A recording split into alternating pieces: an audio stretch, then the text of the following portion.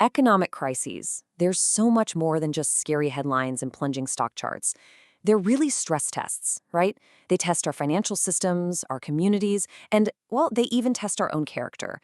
They have a way of showing us who we really are when the pressure's on. Okay, let's dive into this. It's the big question, isn't it? What happens when the money runs out? It's a question that just echoes through history, whether we're talking about a single corporate giant collapsing or an entire nation in despair. So in this explainer, we're going to look at what happens when that floor just gives way and what these moments can really teach us about ourselves. And we're going to tackle this from two totally different angles. On one side, you've got the calculated, almost surgical deception of the Enron scandal, a crisis that was basically born from pure corporate greed. And on the other side, you have the massive, sweeping system failure of the Great Depression, a crisis that brought a whole nation to its knees. So, how does a system actually break? That moment of collapse. It doesn't always look the same. Sometimes it's this huge, sudden shockwave that nobody saw coming. And other times, it's a slow, quiet decay that happens right under our noses for years.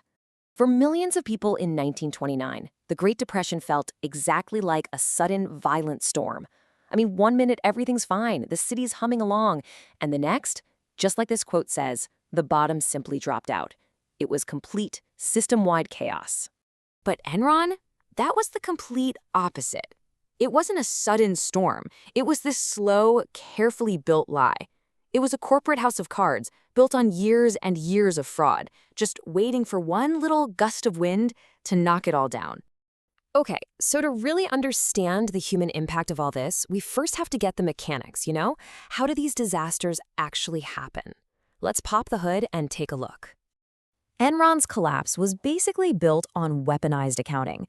One of their favorite tricks was something called hypothetical future value. Now just imagine this. You sign a 20-year business deal, and on day one, you book all 20 years of potential totally unearned profit. That's what they did. They built an entire empire on profits from deals that hadn't even happened yet, and a lot of them never would.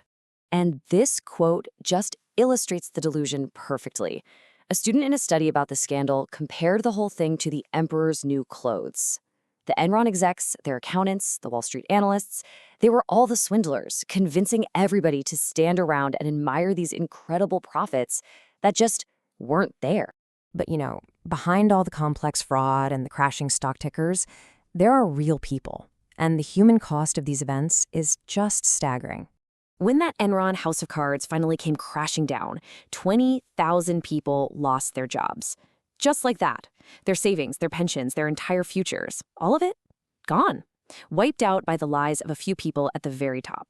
During the Great Depression, that pain was felt on a whole other level. This quote just captures the profound shame so many people felt. It's about a father, a cab driver, who comes home after a long day of work with a single quarter for milk. And he just breaks down. For him, the inability to provide for his family wasn't just a financial problem. It felt like a deep, personal failure. And that feeling, that was shared by millions. At its absolute peak, unemployment hit 25%. Think about that for a second. 1 in every 4 workers in the country was jobless. It's a number so huge, it's hard to even wrap your head around, but it represents millions and millions of individual stories of struggle and shame. And what's just so devastating is the psychological toll. I mean, despite this massive, obvious systemic economic failure, the first reflex for so many people was to blame themselves. They took this huge crisis and internalized it as their own personal moral failing, which of course made it almost impossible to see what had actually gone wrong. And that leads us to something a lot deeper, a crisis that wasn't just about economics, but about character and about ethics.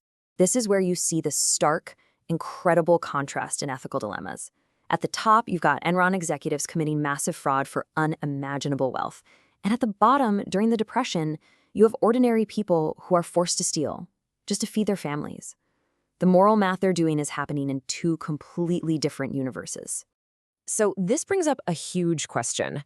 Can we actually learn from these kinds of ethical meltdowns? Well, one study tried to figure that out. They took the Enron documentary and showed it to a bunch of business students to see if it would change how they thought about ethics. The results were, well, probably not what you'd expect. Take a look here. The students who watched the Enron film were actually more likely to agree with the statement, the only moral of business is making money. And at the same time, they were less likely to believe that just following the law is good enough to be moral. So instead of making them more idealistic, showing them the scandal seems to have just made them more cynical. This study actually gave this mindset a name, amoral values. It's this belief that business decisions exist in a completely separate universe from ethics. It's the logic that lets someone say, hey, laying off 1,000 people isn't a moral choice, it's a strategic one. It's the classic line, right? It's not personal, it's just business. And as one of the students in that study put it, this was the absolute core failure at Enron. The drive to win, the will to succeed and make money, it just bulldozed everything else. Values like wealth and fame completely took over values like honesty and responsibility. Okay, so after digging through all this wreckage, what can we take away? What do we actually learn by looking at these crises? Well, it seems like 4 big lessons really stand out. First, we need to fireproof our financial systems with smart, robust regulations. Second, as that Enron study showed, you can't act ethically if you don't even see that you're in an ethical situation to begin with. Third, as Ernest Hemingway wrote during the Depression, crisis teaches us that a man alone doesn't have a chance. We're all in this together. And finally, that connection, that sense of community and cooperation becomes our most important tool for survival. And at the end of the day, trying to make money by sacrificing your ethics, it's just a losing game. As another student wisely pointed out, the second the truth about Enron came out, the stock was worthless. The whole scheme was totally unsustainable. Honesty isn't just a moral high ground, it's actually practical. And all of this leaves us with one last really big question. We've definitely gotten better at building financial firewalls to regulate the markets. But have we gotten any better at regulating ourselves? At confronting the greed and the self-deception that light the match in the first place?